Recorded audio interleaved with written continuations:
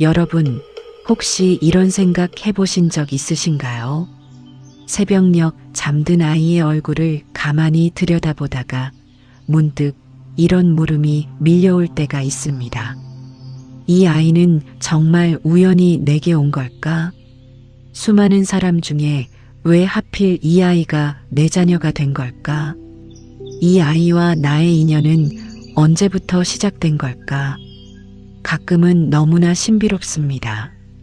아이의 습관 하나, 말투 하나에서 묘한 기시감이 느껴질 때가 있습니다. 처음 보는 것 같은데 낯설지 않은 그 느낌. 마치 오래전부터 알고 있었던 사람을 다시 만난 것 같은 그런 감정 말입니다. 오늘은 여러분께 부처님의 가르침을 통해 자녀와의 인연이 어디서 시작되었는지 그 깊은 진실에 대해 말씀드리고자 합니다. 이 이야기를 들으시면 여러분은 오늘부터 자녀를 바라보는 눈이 완전히 달라지실 겁니다.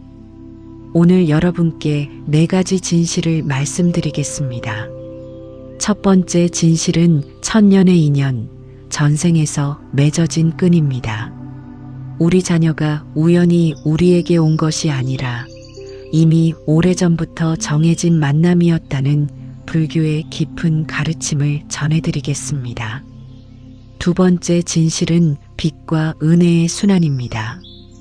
부모와 자식의 관계가 단순한 혈연을 넘어 전생의 업보와 인연이 어떻게 얽혀 있는지 말씀드리겠습니다.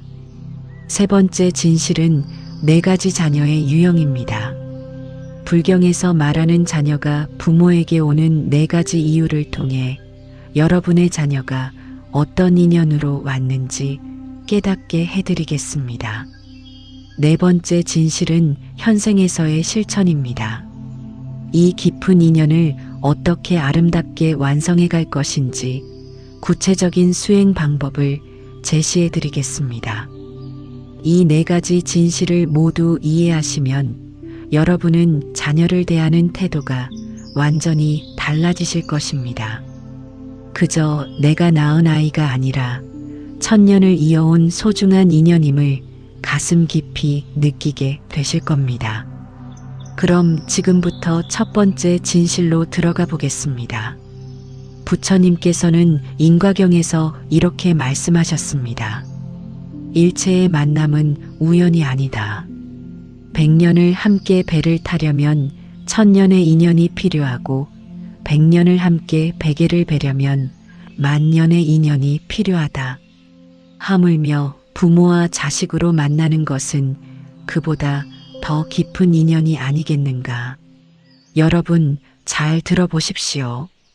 우리가 길을 걷다가 스쳐 지나가는 사람조차도 전생에서 최소 500번은 마주쳤던 인연이라고 합니다. 그런데 하물며 한평생을 부모와 자식으로 살아가는 이 관계가 어찌 우연이겠습니까? 자녀는 결코 우연히 우리에게 오지 않습니다. 수많은 생을 거치면서 어쩌면 1000년 전, 10,000년 전부터 이미 맺어진 인연의 끈이 이번 생에서 부모와 자식이라는 형태로 다시 만나게 된 것입니다. 제가 알고 있는 한 보살님의 이야기를 들려드리겠습니다. 이분은 첫째 딸을 낳고 나서 몇 년 동안 설명할 수 없는 감정에 시달렸습니다.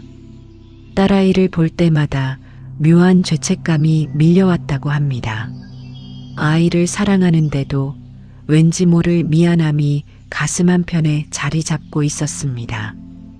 그러던 어느 날 절에서 참선 수행 중에 깊은 명상 상태에 들어갔습니다. 그리고 그 순간 마치 영화처럼 한 장면이 스쳐 지나갔다고 합니다. 전생에서 자신은 부유한 상인이었고 지금의 딸은 그때 자신의 집에서 일하던 어린 하녀였습니다.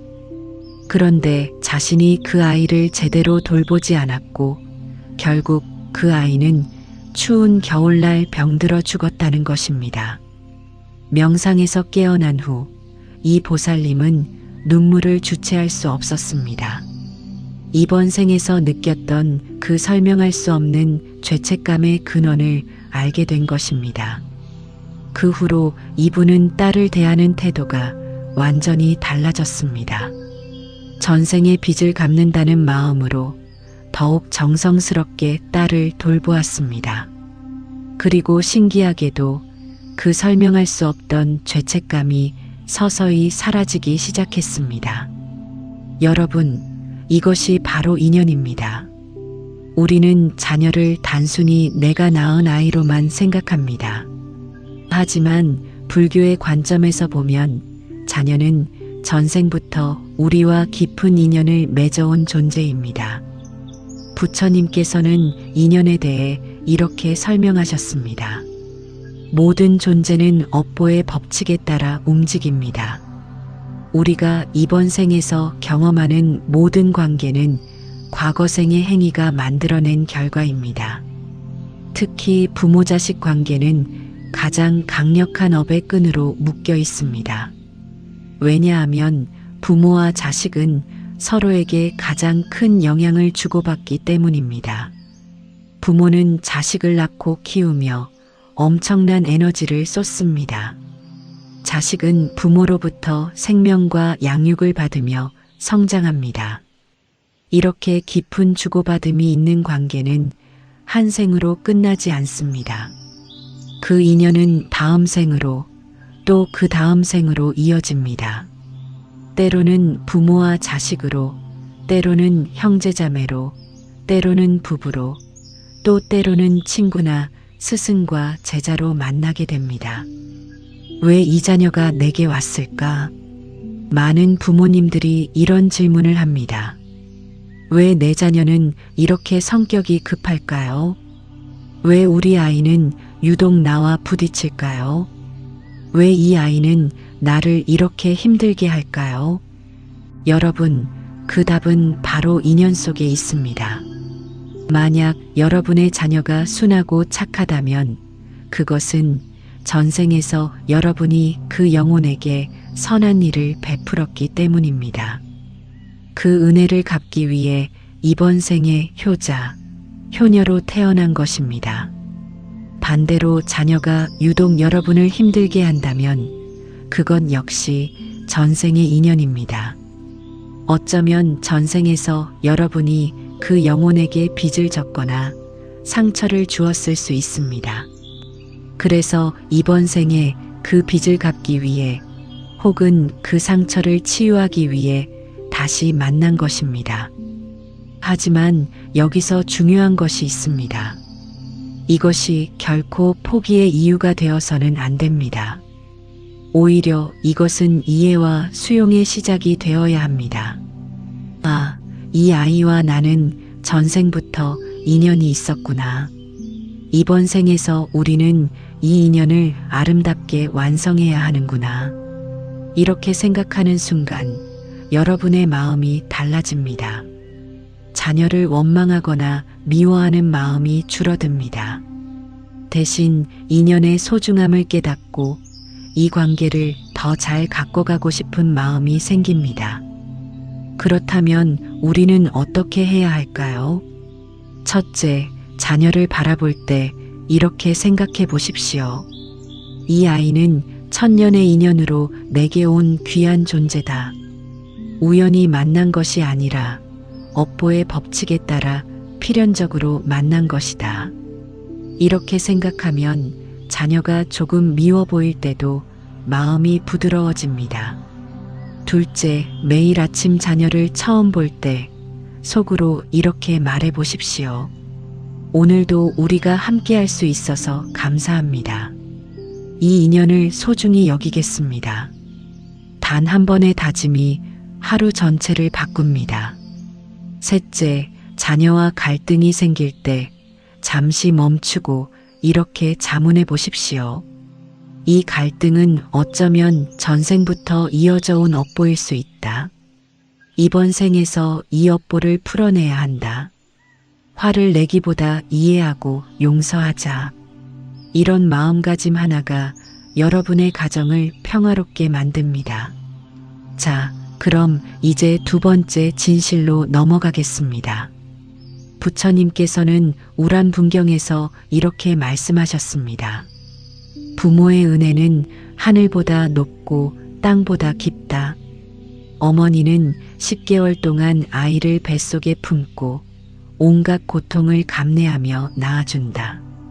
아버지는 평생 땀 흘려 일하며 가족을 먹여 살린다. 이 은혜를 어찌 다 갚을 수 있겠는가. 하지만 동시에 부처님께서는 이런 말씀도 하셨습니다. 때로는 자식이 부모에게 은혜를 베풀기 위해 오기도 한다. 때로는 부모가 과거의 진 빚을 갚기 위해 자식이 오기도 한다. 또 때로는 서로의 인연을 정리하기 위해 만나기도 한다. 여러분, 이것이 바로 불교가 말하는 부모-자식 관계의 진실입니다. 단순히 부모는 자식에게 은혜를 베푼다는 일방적인 관계가 아닙니다. 부모와 자식은 서로에게 빚지고 있고 서로에게 은혜를 갚고 있는 관계입니다. 불경에서는 자녀가 부모에게 오는 이유를 크게 4가지로 설명합니다. 첫째는 보은입니다. 은혜를 갚으러 온 자녀입니다. 전생에서 부모가 그 영혼에게 큰 도움을 주었거나 생명을 구해준 적이 있습니다. 그래서 이번 생에 그 은혜를 갚기 위해 효자, 효녀로 태어나는 것입니다. 이런 자녀는 태어날 때부터 순합니다. 부모를 힘들게 하지 않고 자라면서도 효도심이 깊습니다. 부모가 나이 들면 지극정성으로 모시고 부모의 말씀을 잘 따릅니다. 둘째는 보언입니다. 원한을 갚으러 온 자녀입니다. 전생에서 부모가 그 영혼에게 상처를 주었거나 빚을 졌거나 해를 끼친 적이 있습니다. 그래서 이번 생에 그 빚을 받으러 온 것입니다. 이런 자녀는 어릴 때부터 부모를 힘들게 합니다. 병치레가 잦아서 부모가 고생하거나 성격이 거칠어서 부모와 자주 부딪힙니다. 자라서도 부모에게 효도하지 않고 심지어 부모의 재산을 탕진하기도 합니다. 셋째는 토체입니다. 빚을 받으러 온 자녀입니다. 전생에서 부모가 그 영혼에게 물질적인 빚을 진 적이 있습니다. 돈을 빌려주고 받지 못했거나 재산을 가로챘거나 하는 경우입니다. 이런 자녀는 평생 부모의 재산을 쓰기만 합니다. 어릴 때는 병원비로, 자라서는 학원비와 사교육비로, 성인이 되어서는 사업 자금이나 결혼 자금으로 부모의 돈을 쓰게 됩니다. 그러다가 빚을 다 받으면 어느 날 갑자기 부모 곁을 떠나거나 관계가 소원해집니다. 넷째는 환체입니다. 빚을 갚으러 온 자녀입니다. 전생에서 그 영혼이 부모에게 물질적인 빚을 진 적이 있습니다. 그래서 이번 생에 그 빚을 갚기 위해 태어난 것입니다. 이런 자녀는 자라서 잘 됩니다. 공부를 잘하거나 사업에 성공하거나 좋은 직장을 얻습니다. 그리고 부모를 물질적으로 풍족하게 해드립니다. 하지만 빚을 다 갚고 나면 역시 어떤 이유로든 부모와 멀어지게 됩니다. 어느 할머니의 이야기입니다. 이 할머니에게는 막내 아들이 있었습니다.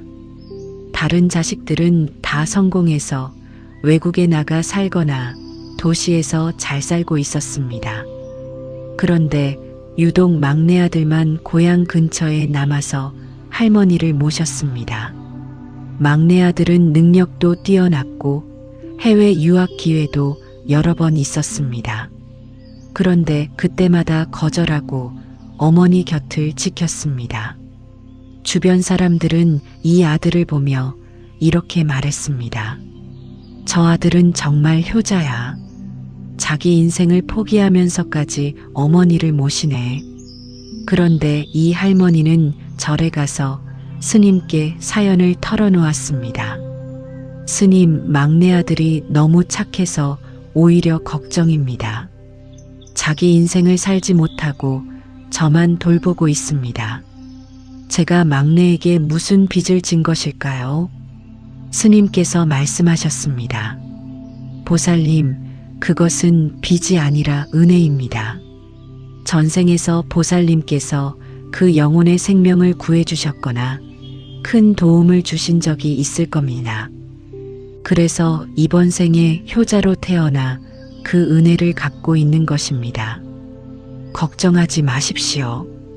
그 아들은 여러분을 모시는 것 자체가 기쁨이고 수행입니다. 그것이 그의 업보를 닦는 길입니다. 할머니는 그제야 마음이 편해졌다고 합니다. 그리고 막내 아들에게 더욱 고마운 마음으로 대하게 되었습니다. 한 아버지의 이야기도 들려드리겠습니다. 이분에게는 큰 딸이 있었는데 어릴 때부터 유독 아버지와 부딪혔습니다. 딸은 아버지만 보면 반항하고 아버지 말은 절대 듣지 않았습니다. 어머니와는 잘 지내는데 유독 아버지하고만 사사건건 싸웠습니다. 아버지는 이것이 너무 괴로웠습니다. 다른 자식들은 다 잘 따르는데 왜 큰딸만 그런지 이해할 수 없었습니다. 그러던 어느 날 이분이 절에서 108배를 하다가 갑자기 한 장면이 떠올랐습니다. 전생에서 자신은 관리였고 어떤 젊은 여인을 억울하게 죽게 만든 적이 있다는 것입니다. 그 여인이 지금의 큰딸이라는 생각이 들었습니다. 그 후로 이 아버지는 큰딸을 대하는 태도를 완전히 바꿨습니다. 딸이 반항해도 화내지 않고 오히려 미안한 마음으로 대했습니다. 아빠가 전생에서 내게 빚을 졌나 보다. 이번 생에서는 그 빚을 갚을게. 이렇게 마음을 바꾸고 10년을 참고 견뎠습니다. 그러자 신기하게도 딸의 태도가 조금씩 변하기 시작했습니다. 딸이 30이 넘어서는 오히려 아버지에게 먼저 다가왔습니다. 그리고 이렇게 말했습니다. 아빠, 제가 그동안 왜 그렇게 아빠한테 심했는지 모르겠어요. 요즘은 아빠가 고맙고 미안해요. 이 아버지는 눈물을 흘리며 말했습니다. 아니다. 아빠가 내게 빚진 거야. 이제 그 빚을 갚았으니 우리 이제 새로운 인연을 만들어 가자. 여러분, 이것이 바로 불교가 말하는 업보의 원리입니다. 전생의 빚은 이번 생에서 갚아야 합니다. 하지만 그 빚을 원망과 분노로 갚는 것이 아니라 이해와 용서로 갚을 때 비로소 진정한 해탈이 일어납니다. 그렇다면 우리는 어떻게 해야 할까요? 첫째, 자녀가 여러분을 힘들게 한다면 이렇게 생각해 보십시오. 이 아이는 전생의 빚을 받으러 온 것일 수 있다. 내가 빚을 갚는다는 마음으로 인내하자. 이렇게 생각하면 자녀에 대한 원망이 줄어듭니다. 둘째, 자녀가 순하고 효도한다면 교만하지 마십시오. 이 아이는 은혜를 갚으러 온 것이다. 내가 전생에 선한 일을 했기 때문이다. 이번 생에서도 계속 선업을 쌓아야 한다. 이렇게 생각하면 겸손해집니다. 셋째, 어떤 자녀든 이번 생에서 새로운 선업을 쌓으십시오. 전생의 인연이 좋았든 나빴든 이번 생에서 선한 인연을 만들어가면 다음 생에는 더 좋은 인연으로 만날 수 있습니다. 자녀에게 화내고 싶을 때 잠시 멈추고 이렇게 말해 보십시오. 이번 생에서 우리는 선한 인연을 만들자. 나는 내게 원망을 남기지 않고 사랑만 남기고 싶다. 이 한마디가 여러분과 자녀의 미래를 바꿉니다. 자, 그럼 이제 세 번째 진실로 넘어가 보겠습니다. 부처님께서는 화엄경에서 이렇게 말씀하셨습니다. 일체유심조. 모든 것은 마음이 만들어낸다. 우리가 경험하는 모든 것은 과거의 업이 만들어낸 결과이다. 그리고 또 이렇게 말씀하셨습니다. 자녀는 부모의 거울이다.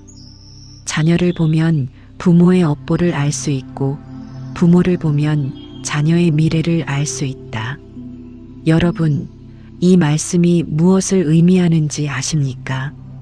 자녀는 단순히 우리가 낳고 키우는 존재가 아닙니다. 자녀는 우리에게 우리 자신을 보여주는 거울입니다. 우리의 업보를, 우리의 숨겨진 모습을, 우리가 배워야 할 교훈을 보여주는 스승입니다. 심리학에서는 이런 말이 있습니다. 자녀는 부모의 무의식을 드러낸다. 불교에서는 이것을 업보라고 부릅니다. 우리가 자녀에게서 가장 못마땅하게 느끼는 것, 가장 화가 나는 것, 가장 고치고 싶은 것이 있다면 그것은 사실 우리 자신의 모습일 가능성이 높습니다. 예를 들어볼까요? 자녀가 게으르다고 화를 내는 부모가 있습니다. 그런데 가만히 보면 그 부모 자신도 게으른 부분이 있습니다. 아니면 과거에 게으름 때문에 실패한 경험이 있거나 게으름에 대한 두려움이 있습니다. 자녀가 공부를 안 한다고 스트레스 받는 부모가 있습니다. 그런데 그 부모 자신이 어릴 때 공부 때문에 상처받은 경험이 있거나 공부하지 못해서 한 맺힌 경우가 많습니다. 자녀가 자기 주장이 강해서 힘들어하는 부모가 있습니다. 그런데 사실 그 부모 자신도 고집이 센 경우가 많습니다. 아니면 어릴 때 자기 주장을 하지 못해서 억압당한 기억이 있습니다. 불교에서는 이것을 거울의 법칙이라고 부릅니다. 자녀는 우리의 감춰진 상처를, 우리의 미해결 과제를, 우리의 숨은 모습을 그대로 비춰주는 거울입니다. 그래서 부처님께서는 이렇게 말씀하셨습니다. 자녀로 인해 괴로움을 느낀다면 그것은 자녀의 문제가 아니라 바로 당신 자신의 업보이다. 자녀를 통해 당신이 풀어야 할 과제를 보여주는 것이다. 한 어머니가 저를 찾아왔습니다. 스님, 우리 아들이 너무 산만해서 걱정입니다. ADHD가 아닌가 병원도 갔는데 진단은 안 나왔어요. 그런데 학교에서 가만히 앉아있질 못하고 집에서도 한시도 가만히 있질 않아요. 제가 미칠 것 같습니다. 스님께서 조용히 물으셨습니다. 보살님은 어떠십니까? 한 가지 일에 오래 집중하는 편입니까? 어머니가 깜짝 놀랐습니다. 사실 자신도 한 가지 일에 오래 집중하지 못하는 성격이었습니다. 늘 이것저것 버려놓고 끝맺음을 못하는 타입이었습니다. 스님께서 말씀하셨습니다. 보살님, 아드님은 보살님을 닮은 겁니다. 그런데 보살님은 자기 자신의 그 모습은 괜찮다고 생각하면서 아들에게서 똑같은 모습을 보면 못 참으시는 겁니다. 왜 그럴까요? 그것은 보살님 자신도 그 부분에 대해 콤플렉스가 있기 때문입니다. 어머니는 눈물을 흘렸습니다. 맞는 말이었습니다. 자기 자신도 산만한 성격 때문에 항상 열등감을 느꼈고, 그래서 아들이 그런 모습을 보일 때 더 참을 수 없었던 것입니다. 스님께서 계속 말씀하셨습니다. 아드님을 바꾸려고 하지 마십시오.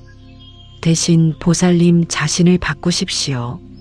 보살님이 산만함을 수용하고 그것을 극복하는 법을 배우면 자연스럽게 아드님도 변할 것입니다. 아드님은 보살님이 풀어야 할 숙제를 보여주고 있는 겁니다. 그 후로 이 어머니는 명상과 참선을 시작했습니다. 자신의 산만함을 인정하고 집중력을 기르는 수행을 했습니다. 신기하게도 몇 개월 후 아들의 산만함이 조금씩 줄어들기 시작했습니다. 어머니가 변하자 아들도 따라 변한 것입니다. 또 다른 아버지의 이야기입니다. 스님, 우리 딸이 너무 소극적이에요. 학교에서도 발표를 못하고 친구들 앞에서도 위축되어 있어요. 제가 보기엔 능력이 있는데 자신감이 없어서 안타깝습니다. 스님께서 물으셨습니다. 보살님은 어떠십니까? 사람들 앞에 나서는 것을 좋아하십니까? 아버지가 말했습니다. 저요? 저는 내향적인 성격이라 사람들 앞에 나서는 걸 싫어합니다. 그래서 제 딸만큼은 외향적이고 적극적이었으면 좋겠어요. 스님께서 고개를 끄덕이셨습니다. 보살님은 자기 자신의 내향성을 부정적으로 보고 계십니다. 그래서 딸이 같은 모습을 보일 때 더 못 견뎌 하시는 겁니다. 하지만 내향성은 나쁜 것이 아닙니다. 그것도 하나의 성격 유형일 뿐입니다. 보살님이 먼저 자신의 내향성을 긍정적으로 받아들이십시오. 그러면 딸도 자신을 긍정적으로 볼 수 있게 됩니다. 아버지는 깊이 생각했습니다. 자기 자신도 평생 내향적인 성격 때문에 열등감을 느껴왔습니다. 그래서 딸이 같은 모습을 보일 때 더 안타깝고 답답했던 것입니다. 그 후로 이 아버지는 자기 자신의 내향성을 받아들이기 시작했습니다. 그리고 딸에게 이렇게 말했습니다. 아빠도 너처럼 조용한 편이야. 그런데 그게 나쁜 건 아니더라. 조용한 사람은 깊이 생각하고 진실하게 사람을 대하는 장점이 있어. 내가 내 방식대로 살면 돼. 그러자 딸의 표정이 환해졌습니다. 자신을 바꿔야 한다는 압박에서 벗어난 것입니다. 몇 년 후 딸은 여전히 조용했지만 자신감은 생겼습니다. 자기 자신을 있는 그대로 받아들이게 된 것입니다. 그렇다면 우리는 구체적으로 어떻게 실천해야 할까요? 첫째, 자녀가 여러분을 화나게 할 때 잠시 멈추고 이렇게 자문해 보십시오. 내가 왜 이렇게 화가 날까? 이 아이의 어떤 모습이 나를 이렇게 불편하게 만들까?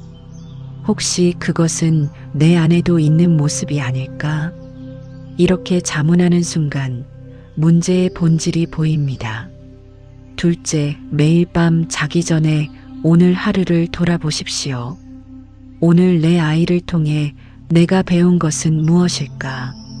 내 아이가 내게 보여준 거울은 무엇일까? 이런 성찰을 매일 하면 여러분의 의식이 달라집니다.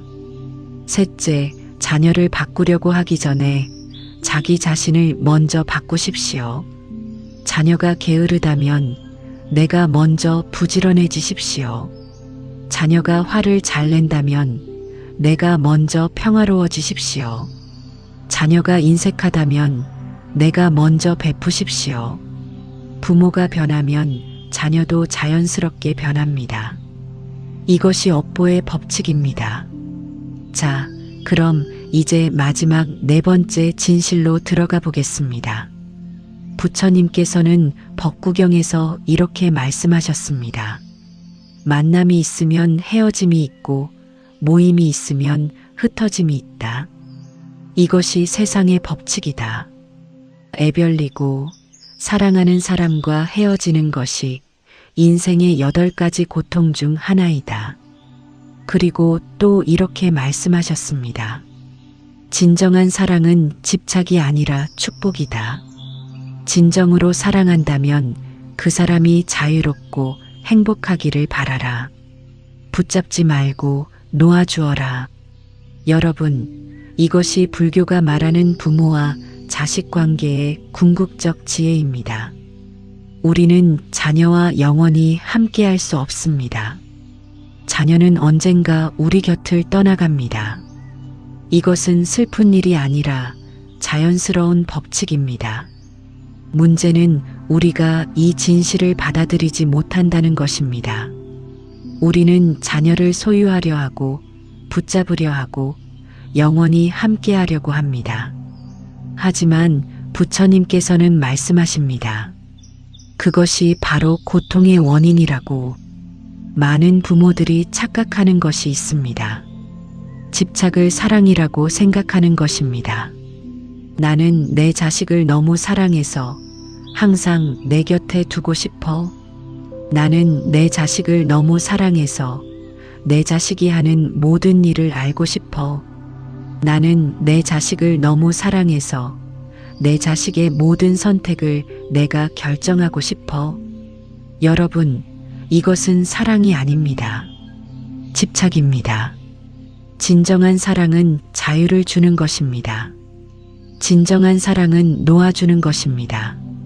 진정한 사랑은 축복하는 것입니다. 부처님께서는 이렇게 말씀하셨습니다.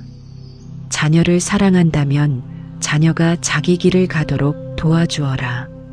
자녀를 위한 길을 만들지 말고 자녀 스스로 길을 찾도록 도와주어라. 한 어머니가 있었습니다. 이 어머니에게는 아들이 하나 있었는데 평생 아들 뒷바라지만 하며 살았습니다. 아들이 초등학교 때부터 대학교 때까지 모든 것을 다 챙겨주었습니다. 아들이 성인이 되어 결혼을 하자 어머니는 며느리가 마음에 들지 않았습니다. 아들에게서 며느리를 떼어내고 싶었습니다. 너는 내가 얼마나 연약한지 몰라. 엄마가 없으면 안 돼. 그 여자는 너를 제대로 챙기지 못해. 아들은 어머니와 아내 사이에서 괴로워했습니다. 결국 결혼 3년 만에 이혼하게 되었습니다. 어머니는 기뻐했습니다.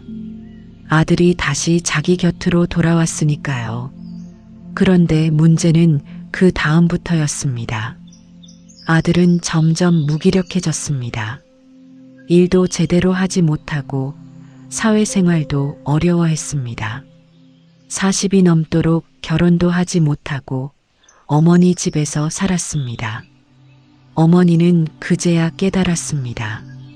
자기가 아들을 망쳤다는 것을. 저를 찾아와 스님께 참회했습니다. 스님, 저는 아들을 사랑한다고 생각했는데 사실은 아들을 소유하고 싶었던 겁니다. 아들이 독립하는 것이 두려웠고 아들 없이 혼자 사는 것이 외로웠습니다. 그래서 아들을 묶어두었습니다. 이제 와서 후회해도 너무 늦었습니다. 스님께서 말씀하셨습니다. 늦은 게 아닙니다. 지금이라도 아드님을 놓아주십시오. 진심으로 아드님의 행복을 빌고 아드님이 독립할 수 있도록 도와주십시오. 그것이 진정한 사랑입니다. 이 어머니는 그날부터 변하기 시작했습니다. 아들에게 의존하지 않고 자기 인생을 살기 시작했습니다. 그리고 아들에게 이렇게 말했습니다. 엄마가 미안하다. 너를 사랑한다고 했지만 사실은 너를 이용한 거였어. 이제는 내가 내 인생을 살았으면 좋겠다.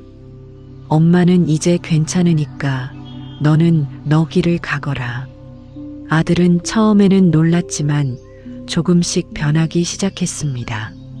자신감을 되찾고 새로운 일을 시작했습니다. 50이 넘어서야 다시 결혼도 했습니다. 어머니는 그때 비로소 진정한 사랑이 무엇인지 깨달았습니다.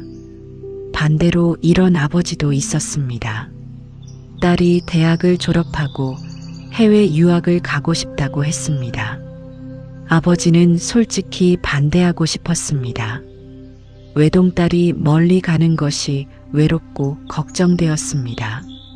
하지만 아버지는 절에서 배운 가르침을 기억했습니다. 진정한 사랑은 놓아주는 것이다. 아버지는 딸에게 이렇게 말했습니다. 아빠는 내가 멀리 가면 외로울 것 같다. 하지만 그것은 아빠의 문제지 내 문제가 아니야. 내가 원하는 길을 가거라. 아빠는 내가 어디에 있든 내 편이다. 그리고 내가 행복하면 아빠도 행복하단다. 딸은 울면서 아버지를 껴안았습니다. 아버지의 진심을 느낀 것입니다. 딸은 외국으로 유학을 갔고 그곳에서 좋은 사람을 만나 결혼했습니다. 해외에 정착했기 때문에 1년에 한두 번밖에 아버지를 볼 수 없었습니다. 하지만 신기하게도 아버지는 외롭지 않았습니다. 딸이 행복하다는 것을 알기 때문에 마음이 평안했습니다. 그리고 딸은 멀리 있어도 아버지를 더 자주 생각했습니다. 전화도 자주 하고 편지도 보내고 방학 때마다 꼭 한국에 와서 아버지와 시간을 보냈습니다. 아버지가 진심으로 놓아주었기 때문에 오히려 딸과의 관계가 더 깊어진 것입니다. 여러분, 이제 이해하셨습니까? 자녀와의 이별은 슬픈 것이 아닙니다. 자녀가 독립하는 것은 실패가 아닙니다. 오히려 그것은 성공입니다. 부모의 역할은 자녀를 평생 곁에 두는 것이 아닙니다. 부모의 역할은 자녀가 독립할 수 있도록 키우는 것입니다. 부처님께서 말씀하셨습니다. 진정한 부모는 자녀에게 날개를 달아주는 사람이다. 자녀가 높이 날 수 있도록 도와주고 그 날개를 펴고 날아갈 때 기쁘게 축복하는 사람이다. 그리고 또 이렇게 말씀하셨습니다. 놓아주되 버리지 말라. 자유를 주되 무관심하지 말라. 독립을 돕되 사랑은 계속하라. 이것이 불교가 말하는 부모-자식 관계의 완성입니다. 그렇다면 우리는 구체적으로 어떻게 해야 할까요? 첫째, 자녀가 아직 어릴 때부터 독립을 준비시키십시오. 너는 언젠가 엄마 아빠를 떠나 내 인생을 살 거야. 그것은 슬픈 게 아니라 자연스러운 거란다. 엄마 아빠는 내가 그 준비를 잘할 수 있도록 도와줄게. 이렇게 어릴 때부터 이야기하면 자녀도 부모도 이별을 자연스럽게 받아들일 수 있습니다. 둘째, 자녀가 성인이 되어 독립하려 할 때 진심으로 축복하십시오. 내가 나를 떠나는 것이 아니라 내 인생을 향해 가는 거야. 엄마 아빠는 항상 내 편이고 내가 필요할 때 언제든 여기 있을게. 하지만 내가 내 길을 가는 것을 막지 않을게. 이런 축복이 자녀에게 큰 힘이 됩니다. 셋째, 자녀가 떠난 후에도 자기 인생을 사십시오. 자녀에게만 의존하지 마십시오. 자기 자신의 삶을, 자기 자신의 수행을, 자기 자신의 행복을 찾으십시오. 그래야 자녀도 죄책감 없이 자기 인생을 살 수 있습니다. 넷째, 매일 자녀를 위해 기도하십시오. 내 자녀가 어디에 있든 건강하고 행복하기를 기원합니다. 내 자녀가 자기 길에서 성공하고 좋은 인연을 만나고 평안하기를 기원합니다. 이런 기도가 자녀에게 보이지 않는 힘이 됩니다. 다섯째, 언젠가 이승에서의 이별이 올 때를 준비하십시오. 죽음은 끝이 아닙니다. 불교에서는 윤회가 있습니다. 이번 생에서 아름다운 인연을 맺으면 다음 생에서 더 좋은 인연으로 만날 수 있습니다. 그러니 이번 생의 마지막까지 자녀에게 사랑과 축복만 남기십시오. 원망이나 집착을 남기지 마십시오. 여러분, 오늘 우리는 4가지 진실을 함께 나눴습니다. 첫째, 우리 자녀는 1000년 전부터 맺어진 인연으로 우리에게 왔다는 것. 둘째, 부모와 자식은 빛과 은혜의 순환 속에서 서로를 만난다는 것. 셋째, 자녀는 우리의 업보를 보여주는 거울이자 스승이라는 것. 넷째, 진정한 사랑은 놓아주고 축복하는 것이라는 것. 이 네 가지 진실을 가슴에 새기고 살아간다면 여러분과 자녀의 관계는 완전히 달라질 것입니다. 자녀를 원망하는 대신 감사하게 될 것입니다. 자녀를 소유하려는 대신 존중하게 될 것입니다. 자녀에게 집착하는 대신 축복하게 될 것입니다. 그리고 언젠가 이번 생의 인연이 끝날 때 여러분은 후회 없이 이렇게 말할 수 있을 것입니다. 고맙다.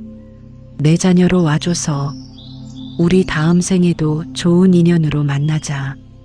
부처님께서 마지막으로 이렇게 말씀하셨습니다. 자녀와의 인연은 천년을 이어온 것이다. 이번 생에서 그 인연을 아름답게 완성하라. 사랑과 지혜로, 인내와 자비로, 놓아줌과 축복으로 완성하라. 그러면 다음 생에는 더 깊고 아름다운 인연으로 만날 것이다. 오늘 이 법문이 여러분과 자녀의 관계에 작은 변화를, 작은 깨달음을 가져다 주기를 간절히 기원합니다. 감사합니다.